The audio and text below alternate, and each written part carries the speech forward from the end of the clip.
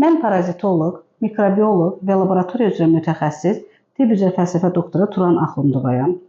Sizə bugün mədə-bağırsaq sistemi xəstəliklərin, müxtəlif xəstəliklərin ilkin yaranma səbəblərində necə rol oynadığı haqqında danışmaq istəyirəm ki, bütün xəstəliklərin demək olar ki, ilkin yaranma səbəblərində mədə-bağırsaq sistemi xəstəlikləri dayanır.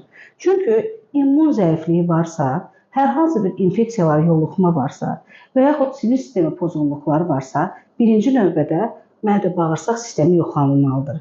Əgər ki, bağırsaq flora çatmamazlığımız, yəni bizim çürüdücü bakteriyalarımız bağırsaq daxilində azlıq təşkil edirsə, vitamin sorulmasının qarşısı alınacaq.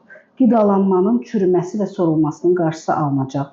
Həzm fermentlərinin azalması müşahidə olunacaq və bunlar bir çox orqanların funksional pozulmasına səbəb olacaq və digər orqanlara vitamin mineralların çatması, qanın artmasına əks təsir göstərəcək.